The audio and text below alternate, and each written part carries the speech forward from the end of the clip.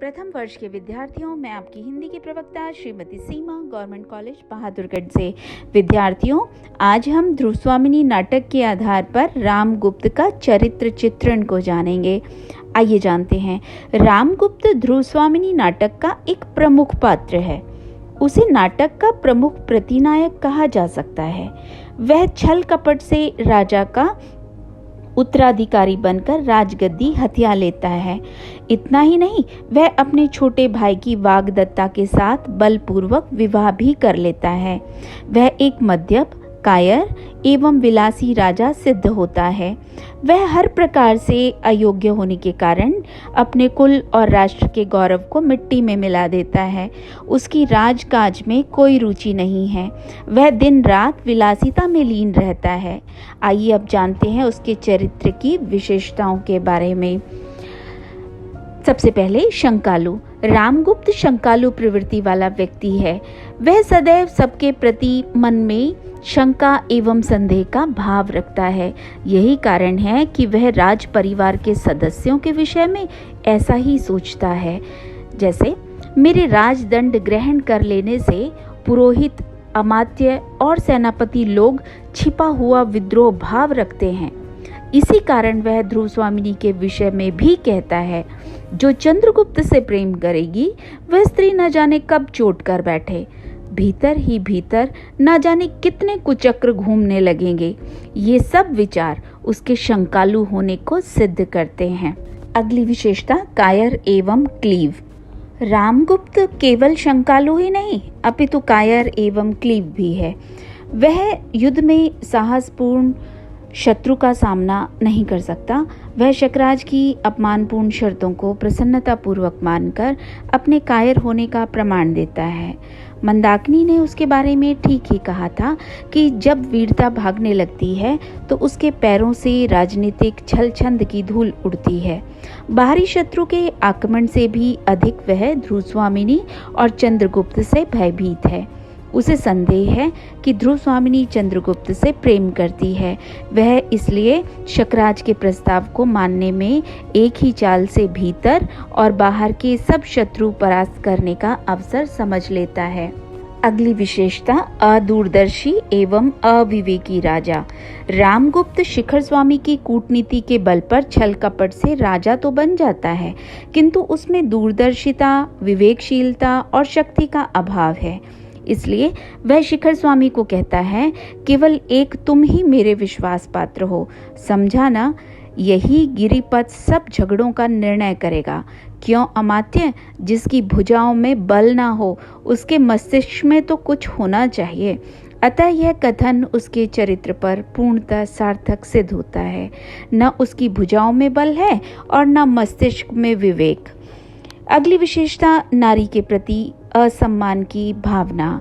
ध्रुवस्वामिनी नाटक में रामगुप्त को नारी विरोधी पात्र के रूप में चित्रित किया गया है। वह नारी को भोग विलास की वस्तु समझता है। ध्रुवस्वामिनी को अनुपम सुंदरी जानकर वह उससे राक्षस विवाह करता है, किंतु ध्रुवस्वामिनी की उपेक्षा से वह संदेह से भर जाता है। उसके मन में नारी सम्मान का कोई भाव नहीं है। वह आत्माभिमान और कुल गौरव से भी हीन है। वह ध्रुवस्वामिनी द्वारा रक्षा की भीख मांगने और समर्पण के लिए प्रस्तुत होने पर भी अपनी पत्नी की पुकार नहीं सुनता। वह उसके प्रति कर्तव्य से मुंह मोड़कर कहता है, मैंने विवाह मंडप में कोई प्रतिज्ञा नहीं की। मैं तो उस दिन द्राक्षासव की डुबकी ले रहा था। पुरोहितों ने न जाने क्या क्या पढ़ दिया होगा। वह ध्रुवस्वामिनी को उपहार की वस्तु मानता है। अगली विशेषता, विलासी एवं कामुक व्यक्ति। रामगुप्त अत्यंत विलासी एवं कामुक व्यक्ति है, जो दिग्विजय के लिए उत्तरगिरी की ऊपर जाकर भी केवल नाच गाने और मदिरा पान में व्यस्त रहता है। वह इतना शराबी है कि उसका विवाह भी शराब के नशे की दशा में ही हुआ था। तभी तो वह ध्रुवस्वामिनी के समक्ष इस तथ्य को स्वीकार करता है। वह नारी को अपनी विलासिता का साधन समझता है। वह ध्रुवस्वामिनी को पत्नी समझकर उसके प्रति अपने कर्तव्य को नहीं निभाता। अगली विशेषता, अयोग्य एवं असफल राजा। रामगुप्त अयोग्य एवं असफल राजा सिद्ध होता है। वह शकराज से अपने शिविर की रक्षा नहीं कर सकता। वह शकराज के प्रस्ताव को स्वीकार करके अपनी पत्नी ध्रुवस्वामिनी को उसे उपहार रूप में देने के लिए तैयार हो जाता है। जब चंद्रगुप्त शकराज को मारकर विजय प्राप्त करता है तो रामगुप्त वहां पहुंचकर उन्हें बधाई देने जाता है। तब सामंत कुमार उसे कायर, क्लीव, अत्याचारी और अयोग्य कहते हैं। सामंत कुमार गुप्त राज्य का पवित्र सिंहासन छीनकर योग्य एवं वीर पुरुष चंद्रगुप्त को दे देते हैं। इतना ही नहीं, पुरोहित और राज्यसभा भी उसे कायर, अयोग्य एवं असफल समझकर उसे राजगद्दी से हटाने का प्रस्ताव पास कर देते हैं। अगली विशेषता, क्रूर एवं नृशंस व्यक्ति। रामगुप्त एवं विलासी एवं कामुक ही नहीं अपितु क्रूर एवं निर्दय व्यक्ति भी है। उसकी अयोग्यता एवं असफलताओं ने ही उसकी मनोवृत्ति को क्रूर एवं हिंसक बना दिया है। यही कारण है कि वह ध्रुवस्वामिनी और चंद्रगुप्त से छुटकारा पाना चाहता है। तभी वह आचार्य मिहिरदेव और कौमा का अपने सैनिकों द्वारा वध करवा डालता है। वह सामंत कुमारों, चंद्रगुप्त और पुरोहित को भी बंदी बना लेता है। जब वह चारों ओर से असफल हो जाता है तो चंद्रगुप्त पर पीछे से कटार का वार करता है, किंतु उसकी यह योजना भी तभी विफल हो जाती है जब एक सामंत कुमार उस पर आक्रमण करके उसका वध कर डालता है। इन सभी विवेचना से सिद्ध होता है कि रामगुप्त एक अयोग्य, कायर, क्लीव, क्रूर एवं निर्दयी शासक है। उसके मन में राष्ट्र गौरव और नारी सम्मान का कोई महत्व नहीं है। वह विलासी और कामुक व्यक्ति है।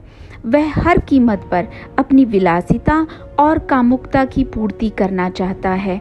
उसे नाटक में खलनायक के रूप में प्रस्तुत किया गया है। खलनायक की भांति वह अंत तक अपनी दुष्टता को नहीं त्यागता। उसकी योग्यता एवं असफलताओं के कारण उसे राज सिंहासन से हटा दिया जाता है।